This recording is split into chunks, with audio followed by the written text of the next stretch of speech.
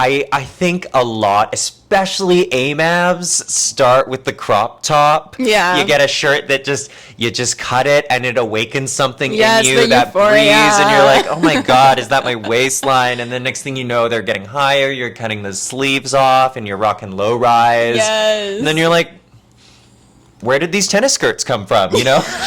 I don't remember buying these. I'm Ziggie. And I'm Sam. And this is Queers in the Closet. I'm obsessed with you. I'm obsessed with your style. Just like how you curate your wardrobe as well is just so fascinating and brilliant to me. And I'm so inspired. So literally, thank you so much for being here. I could say the same thing about you. Based on the fits that I've seen and seeing you in like your full NYC regalia, I was like, I'm honored. I'm honored just to like witness this fashion moment. Before we talk about anything, we have to talk a little bit about this outfit that you've got on right now because are you kidding? Are you kidding? Is this like a typical outfit for you? I love this like gingham sort of devised two-piece PJ set. This jacket has been a long time favorite. What kind of jacket is this? It's in Japanese. It's called a chanchanko, which is really cute, or a hanten, which is like less cute. An old person would wear like a hanten. It's like granny couture, but chanchanko is like kids' festival wear.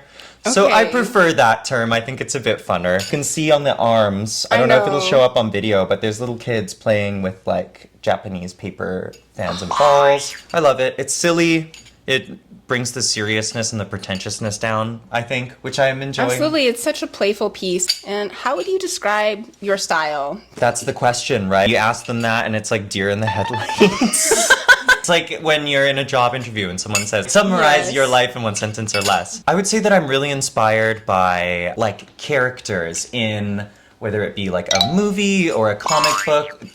There's a look that is done via costuming that brings characters from different parts of the same world together to be like a piece in a set. Like, it doesn't matter if it's like a Game of Thrones or like a 90s anime. The characters, they all look like they're from the same thing. So I love the idea of a fit that conjures that idea of belonging to a world or a story that isn't necessarily like the one that I'm living. It's kind of like light escapism. Do you feel like all or most of your outfits are in the same world? Like when you wear these different looks, are they in the same world or are they all in different worlds from each other? See, that's tough. I think that there are like groupings of them, you know? Mm-hmm. I think because I am a bit of a like subculture tourist, like I find myself in fashion, but I also find myself in music, and I grew up in East Van, but I spent a lot of my formative like teenage and young adult years in North Vancouver. So I would say that they're from a collection of a couple different subcultures or a couple different stories. With the different subcultures and different characters, like how do you curate your wardrobe, or what have you done to curate your wardrobe to where it is right now? I think a big thing is shopping for clothes in the clothes that you wear.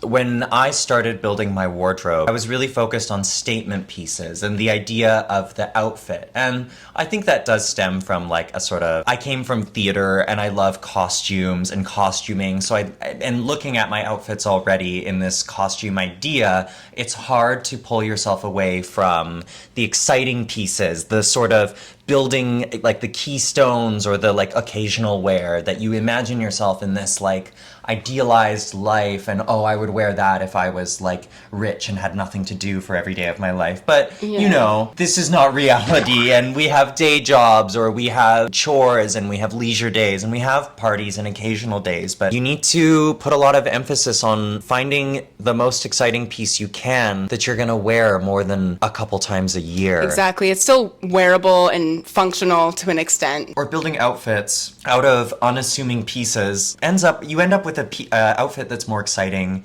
than if you were to just slap a bunch of statement pieces together. Like, I think we've all left the house in our like most expensive clothes all together and looked like And how did you get to this point in your style? Did you ever go through like a cringe kind of era or different phases that you look back on and you're like, what was I thinking? Yeah, I think that for a lot of my teenage years, I was trying to fit this image of masculinity that, especially when I moved to North Vancouver, the boys were just a lot more masculine. And I think that was the first time where I ever felt like I was different than other people. This is the first time where I had been made to feel that I was different than other people. And so I think a lot of those early fits were wearing like clothes that were baggy in the wrong way, hoping that I would become taller or larger and like fill out those silhouettes. And I wouldn't say they were cringe outfits, but they were definitely like lowest common denominator, like minimal effort menswear fits that a lot of like young boys and like men would find themselves wearing, you know?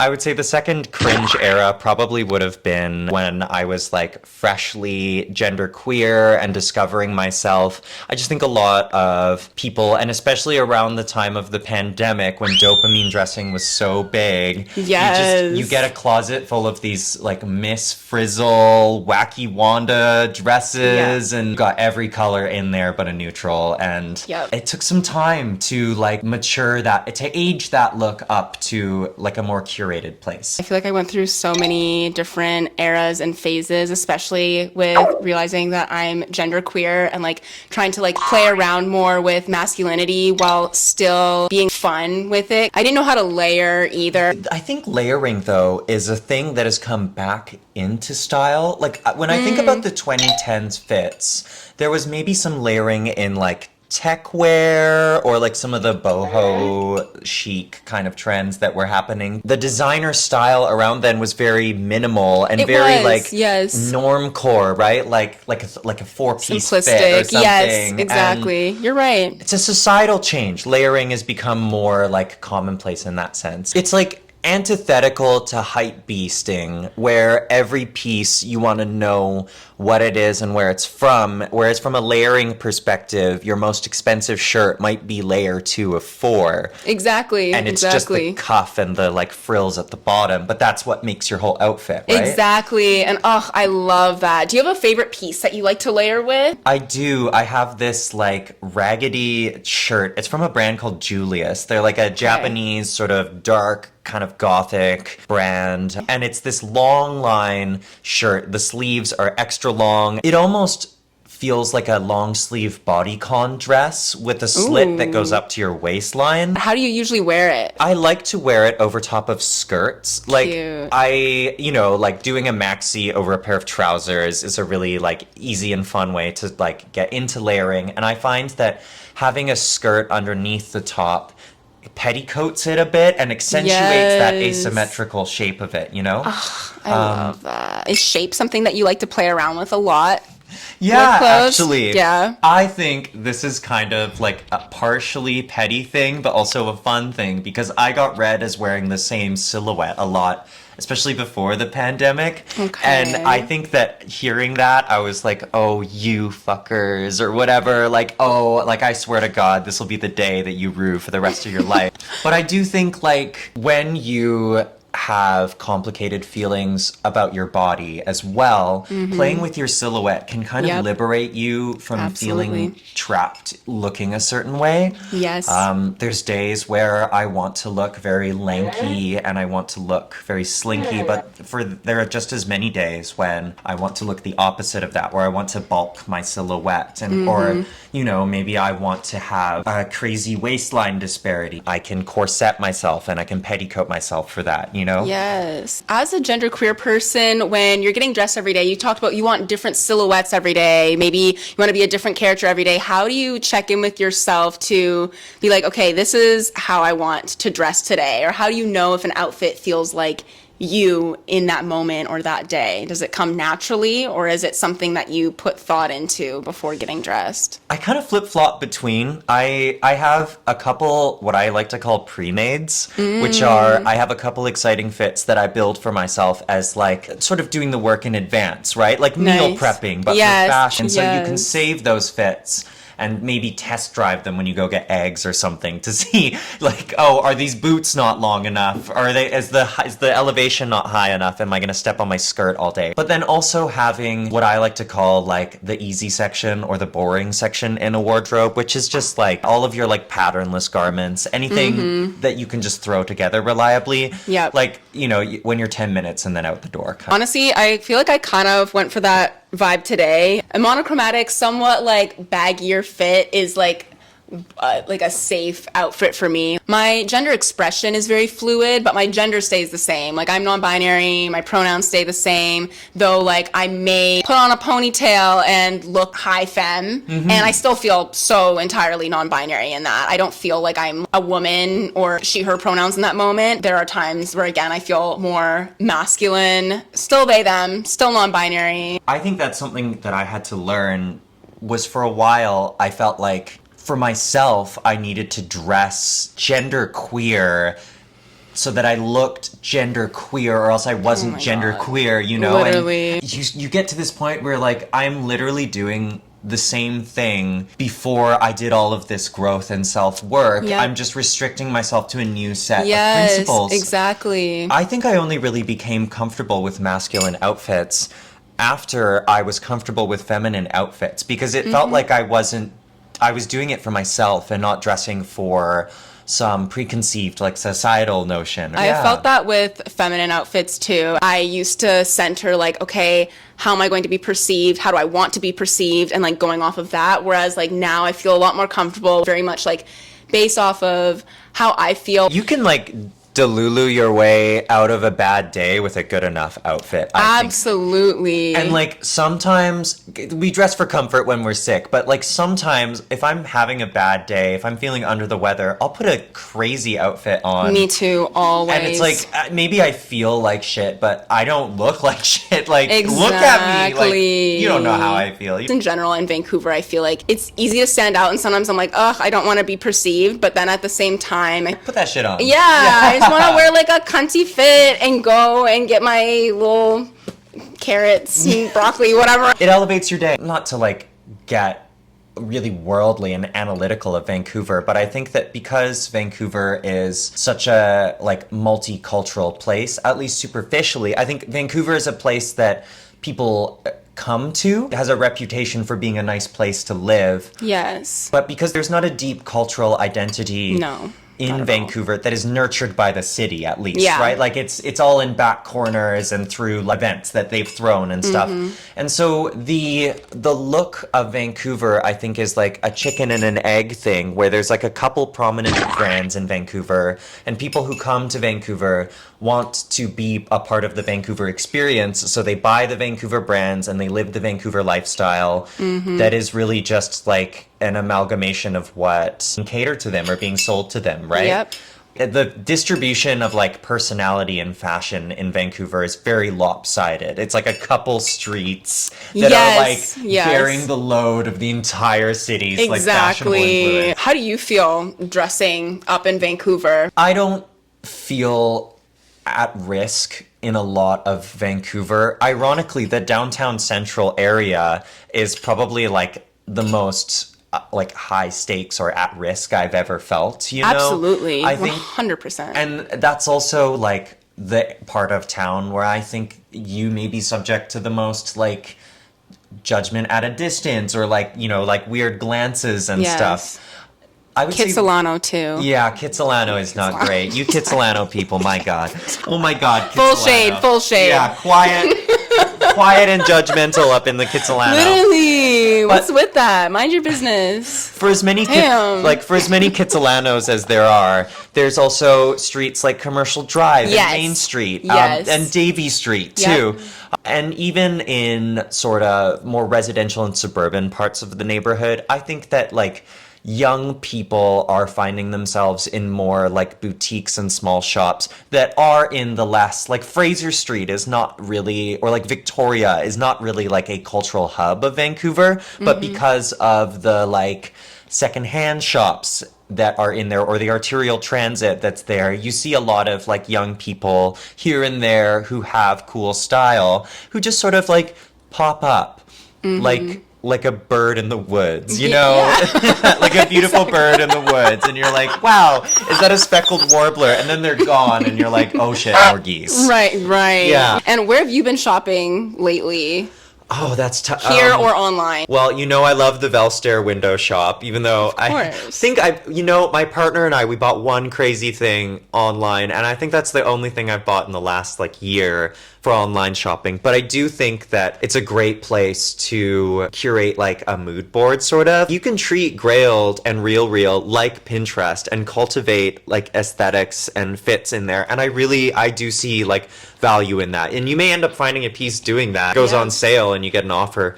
Who knows? I'm not advocating for consumerism in my full fit. I can't even front. I gotta say, shout out My Sister's Closet on Main Street. They have a great variety of price point and pieces. They've got a $5 rack out front. Nice. And then like general thrift on the main floor. But then on their second floor, they have all of their curated designer and vintage. It just feels really humble, not pretentious in there. It's not overly curated, and because it's a non-profit, the prices are really reasonable.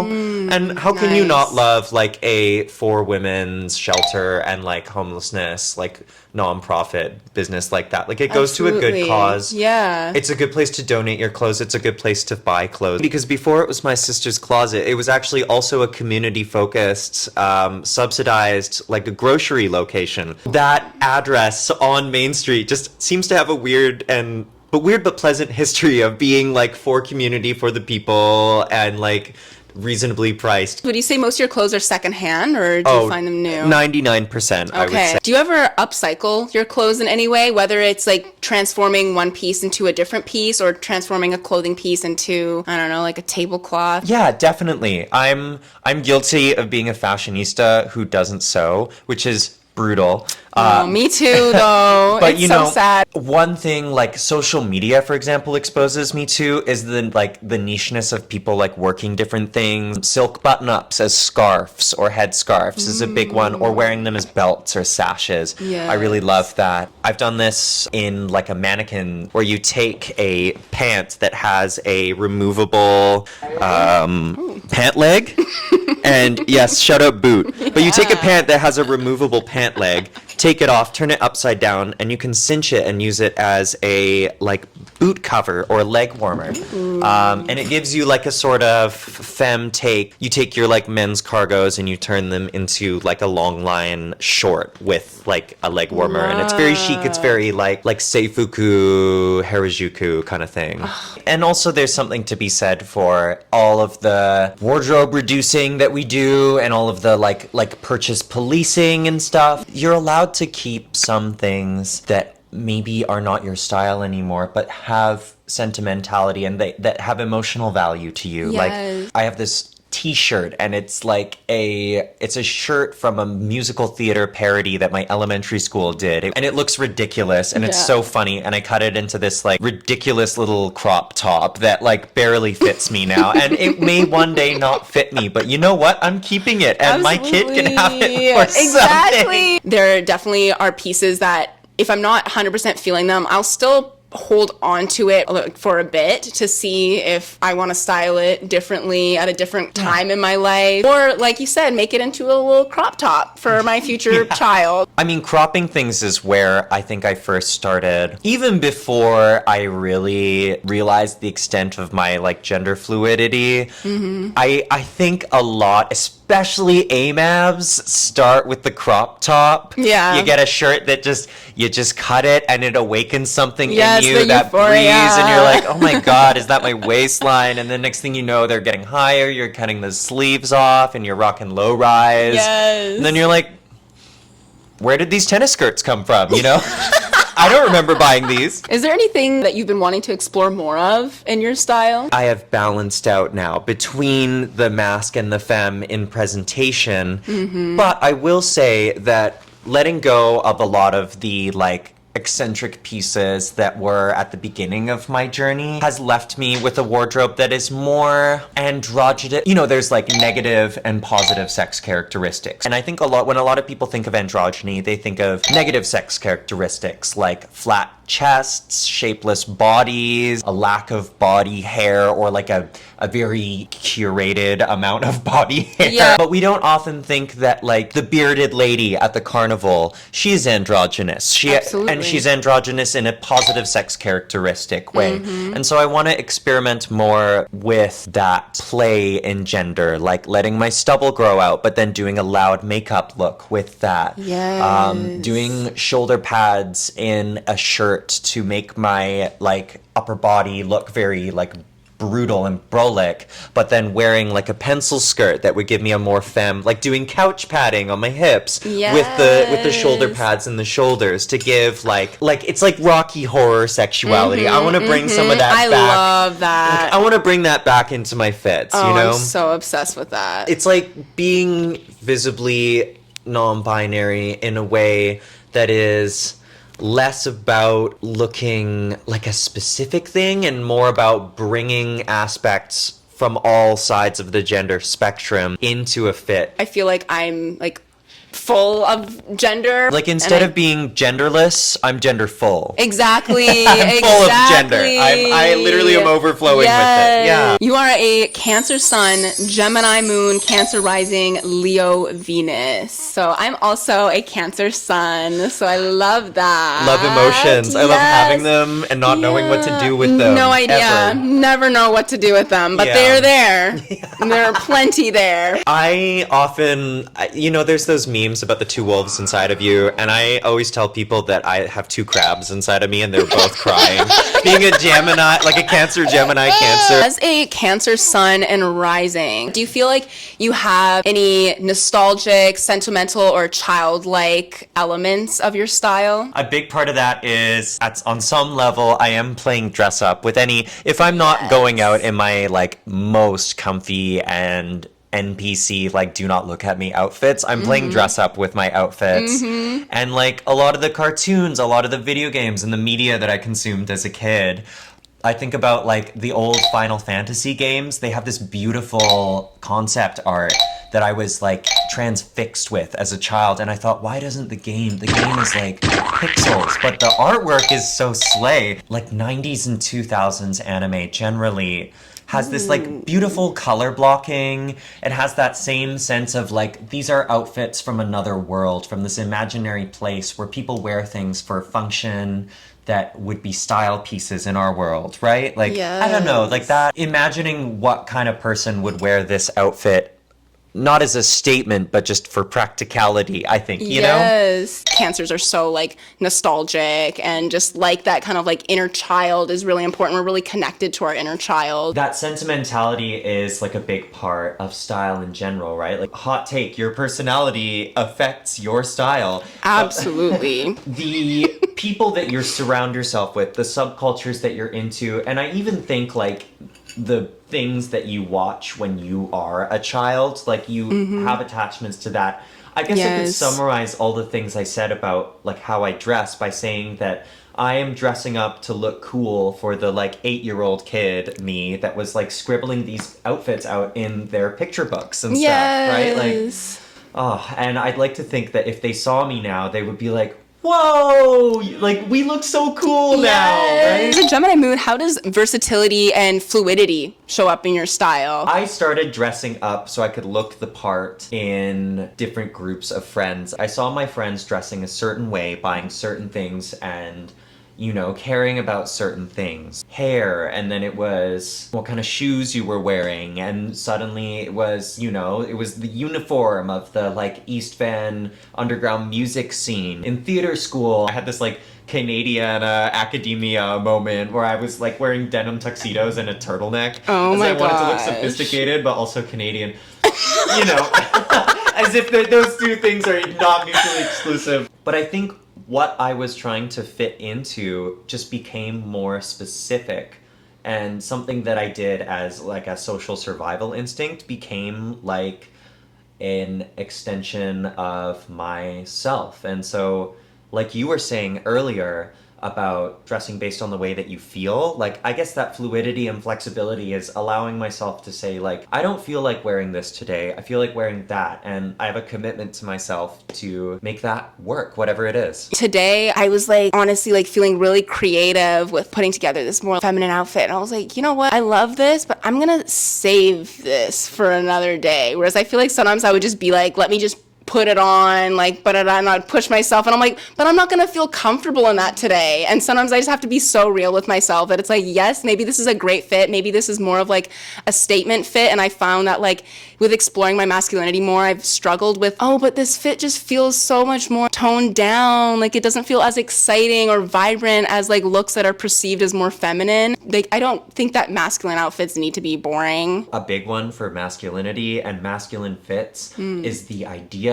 of being useful. Like, utility in menswear is very highly valued, I think. You see that in guys in the past have dressed for their trade. Like, if you had a blue-collar worker guy, he's not going to be walking around in his suits. He's going to dress blue collar. He's going to bleed blue collar. Yeah. And if you had a high society guy back in the day, he would be dressing very high society. He'd dress for his group, for his status, for his class. You know, you dress to be part of this thing.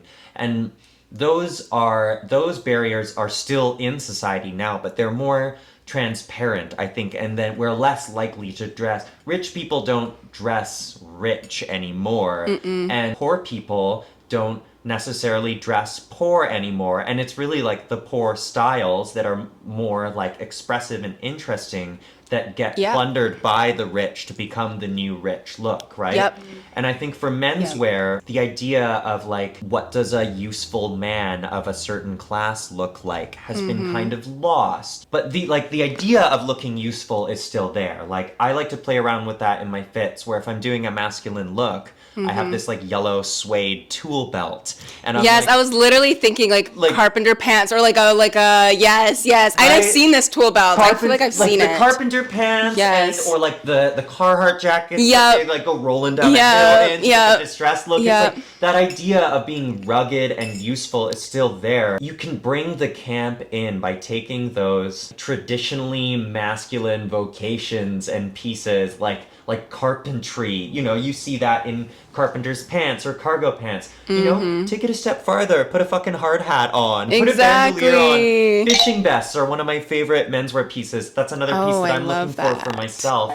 Because yes, they are like a vest for like a utility like fishing, but oh my god, cropped vest with like see-through mesh and all the pockets and back cinching. Like, this is a cunty piece. Yes, I'm so inspired. I'm like taking notes. Menswear, but it's like it can so easily go in another direction. Well, I do think that's really interesting. I feel like people dress less for their trade, or I guess like what they do. What is a media analyst? Yeah, and even as you said, like I feel like with like thrifting, someone who is poor and only able to access clothes from a thrift store versus like rich people who could access things from anywhere. like anywhere, but they like want to create or recreate that like very like thrifty looking outfit. Yeah. In the 80s, I think about this a lot. Comme des Garçons started doing distressed fabrics and torn up, like shredded sweaters that turned into dresses, which is a piece now where it's like, you could get that at Aritzia or Free People, or you could find it at Urban Outfitters. But in the 80s, it was seen as transgressive and counterculture, and it got a lot of hatred. You know, like they thought of it as like, oh, these are like trash bag dresses, right? Like, that's where that term came from. It was a derogatory term for like avant-garde designers working with all black and gray in like the 80s and stuff. But then what happened is all of the like grunge rockers and the like broke artists saw these pieces, saw the beauty in them, started wearing them, and because zeitgeist is controlled by the poor influential and the artists and that kind of scene, it became by the 2000s, people started wearing the ripped skinny jeans, you know, and the distressed clothing is now like, you cannot go to a retail shop without finding at least one pre-distressed piece of clothing. As a Leo Venus, how do you feel about like bold, daring, or like maximal fits or pieces? Is that something that you're usually drawn to, or do you feel like you're maybe more drawn to more like minimal, kind of like simple looks? I think with re-exploring masculinity, I had been coming back to a lot of the simplicity. I think when I started like dating my partner, who I'm with now, She's also my childhood bestie, Yes. by the way. her style was a lot more focused on the wardrobe and not the outfit. And I drew a lot of inspiration. That's really where I got the idea from, to not focus so much on the statement pieces and to find pieces that were a little more minimal, to sort of build a wardrobe that was like a little more blendable. But now I'm finding this beautiful sort of serendipitous thing where my statement pieces that were really difficult to work with in the past have now become very wearable because of the work I've done to find these butter pieces, if you will, these like glue pieces that make everything work together. I think before, where I would spend hours trying to take a loud pant and a loud jacket and a loud shirt and a loud shoe and a loud bag, you get the idea. Yeah. Put it all together. To my credit, I think I had some great fits, but they came at the cost of like half a party's time, an hour of lateness to work, you know? And it's just not practical. It's Legally Blonde lifestyle, you know? It's like, it's the simple life lifestyle that is hilarious and fun, but not sustainable. Now I can have an outfit that I'm just as happy with, but it's about the jacket. The jacket that I bought, and I bought all the other stuff to wear with in the first place. When I think of Leos, I think of like a mane, like I think of like a lion. Like how does hair play a role in your style, like as an accessory? I am always at war with my hair. Yeah. I feel it's a battle of aesthetics versus overstimulation. Yes. Like, the heart wants the hair to be down all the time, but the head can't stand the strands in the mouth. And oh my god, I'm the exact same. Having long hair is so difficult. It got long enough at one point to where it was like almost at toilet seat length, and that's when I got it cut, because I was like, this is on the verge of That's so sexy, but I 100% get that. And yes, like hours 1 through 2 of the day where you're standing in your birthday suit in the mirror and you're like, I am Venus. Right? Like I am Bayonetta. I am such a all of dream of those mine. girls. Yeah. And then like 2 hours later, when your hair gets stuck in your bag strap, which pulls on the door, and oh you're my like, god, no. I need to take everything off and shave everything off. Like, it's, oh my gosh. I wanted to have my hair cut before this interview, right? But life gets in the way. I have it up like this right now, which is what I usually do, I think. I usually have it up for work, and then I'll let it down. If I'm playing a show, I'll have it down because it's the drama in the moment. And usually I have so much adrenaline that, like, I don't care about a hair on my face, right? Right. But I think in the future, I would love to get it wolfier and shaggier. I think I want it to just get more and more feathered until I just shave it all off. In doing my hair up more often and in battling with my hair, I found ways to like sort of make it work both ways. Like bandanas and headscarves have been a big one for me. Something like this is a really nice way to keep the baby hairs out of your face, but also bring some color and some like pattern into an outfit where like your hair is unable to do that for you. It's funny, when I was in elementary school, I had a wolf cut and everyone said that I looked like a lesbian.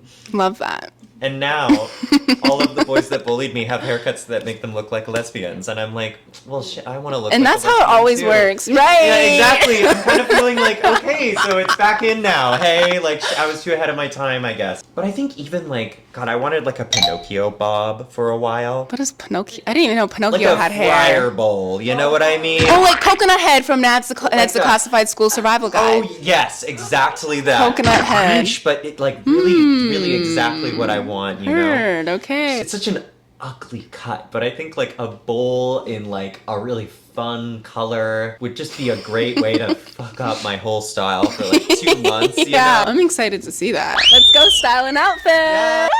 We are in Sam's closet. What are some of your favorite pieces in your wardrobe?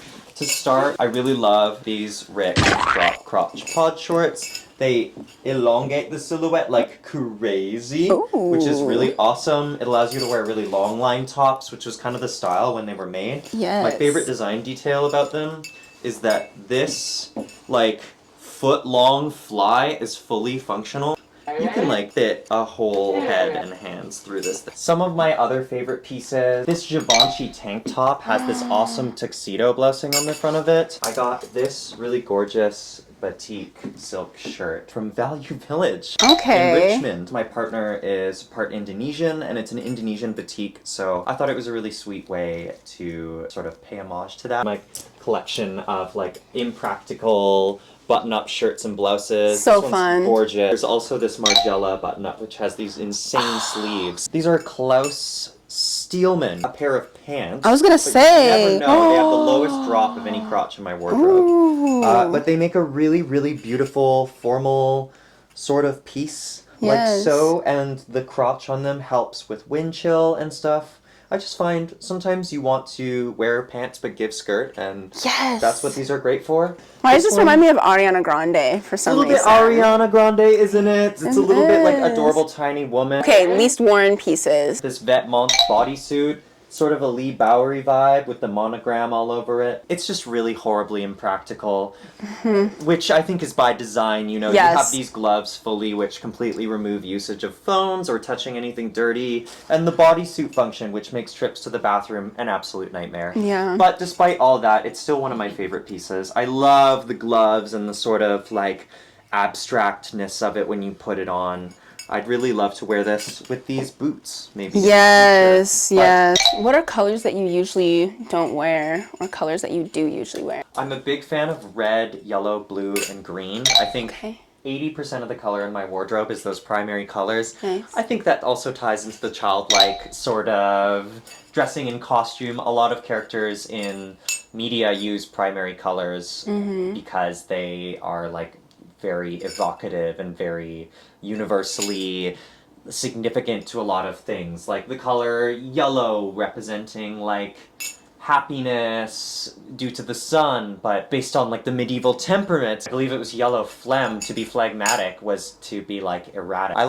They're powerful colors and they have strong associations. Yeah. These are Vanity Fair pants. Velvet high-waisted trousers here. They have a really great retro look, but I find they're actually quite nice with graphic shirts and t-shirts because they have a really simple shape that allows the print on the front to kind of speak for itself. It might get you to pull out like a petticoat, something with like skirt. What is this? Ooh. This looks awesome. It's a bolero sleeve jacket. This one is my partner. Is this like, so this will be like open like here, like chest? Okay, so like you couldn't wear, like you couldn't have that underneath and showing in the front. Yeah, you could. Yeah. You could. So It's petticoat. I love it. What is Bob this? the Builder. Can we fix it? Yes, we can. You can stick Sonny Angels in it. Dolce & Gabbana top. It's Monica Bellucci's bust as taken by Ellen von Unworth. This is as far as I go with upcycling. It is a stole that I've attached to a sort of wallet chain. It sits on your shoulders no matter what layer it's on. So you can put everything back on, pull it over top. This is the skirt drawer. We've got this gorgeous one. This is actually supposed to be a strapless baby doll dress, and I know that because the pockets are here, and when I wear it as a skirt, they are way down there. It has a nice drop waist, and it's like a mega bubble skirt. That is too cute. I love the crazy silhouette, and the color and polka dots reminds me of Yayoi Kusama, the avant-garde pumpkin patch girl. She made the penis boat. Love that thing. Another pair of scants here. These are like a Victorian pinstriped super drop crotch. Another skirt that another pant that gives skirt, but this one has a bit more of a swarthy shape to it with the ballooning in the legs. I like it for an aviation kind of look. I'll start with these up-tempos that my partner got for me last year. I've always wanted this colorway. Red, yellow, blue. Goes with everything I own. Always like a bucket list purchase. Who buys Nikes brand new, right? Got these bootleg fries. Love these babies so much. Definitely don't treat them right with the harsh Vancouver weather, but honestly, they've been holding up really well. I'm gonna give them a super diva oil bath. Jeremy Scott Adidas kicks. Love these things. They're my Jeekers. My little denim sneakers. They're so good. Jeremy Scott is such an icon in fashion. I think he keeps fashion fun, especially with his work at the Moschino house. It was so gorgeous. He will be missed. And these ones go great with all of the light wash that I have. Couldn't ask for a better shoe. These Steve Maddens are my battle boots. They're super chunky platforms. I believe that they're a take on a Versace shoe. I've done 7 hours of work on concrete floors in these shoes, and they are really not that uncomfortable. Feels more like a Chelsea boot on stilts. These poor workhorses, my sweet sock Ramones, I love them so much and I beat them to death. So I'll probably be buying another pair for my next purchase. Scouring Grailed for a deal as good as I got these ones for. I think that these are the coolest red shoe from this era. A bit of an underdog, you know, with the Ramones and the Geo baskets, but I just think that this sock shape and the wrinkled leather is so weedy while still having the iconic sneaker sole that people know Rick Owens shoes from that era for. I don't know who I would be without. Let me cook. Final fit. I'm obsessed. Yeah? How do you feel? How do you feel in it? I feel so good. Typically I do the petticoat under things, and so to have it out is so cute. It's such like a rodeo baby doll silhouette. I feel like a little gunslinger with my tool belt on, and Yes. the tool, I feel like a Southern belle. I didn't expect this thing to look so sweet on me. Thank you so much. Of course. So would you wear this outfit out? Yes, absolutely. I would love to know if you have any advice for people who are working on curating their wardrobe and finding and exploring their style. You're never gonna feel like your style is good enough until one day it just is. Like, confidence comes gradually and all at once at the same time. And so the only thing you can do is go out and wear the bad fit. If you have clothing you're precious about, if you've just bought something and you don't know how to style it, just wear it like shit. Wear a bad outfit with it, and then you'll start wearing the good ones. Like, all of your clothes are precious to you, so don't think that one piece has to be for something when it can really be for everything. You can always dress something down and dress something up. Yes. Never let a lack of an occasion stop you from dressing up. Exactly. You'll be regretting it. Exactly. Thank you so much, Sam, for being on an episode of Queers in the Closet. Thank you for having me. It was an honor. And where can people find you? Whether you mentioned like shows, so you're a musician. You can find me at Bitter Samuel, where I will no doubt be spamming anything that I am performing or any shows that I am playing in the future. And you can always find me on Main Street, usually in a thrift store. Love. Thank you so much, Sam. Thank you.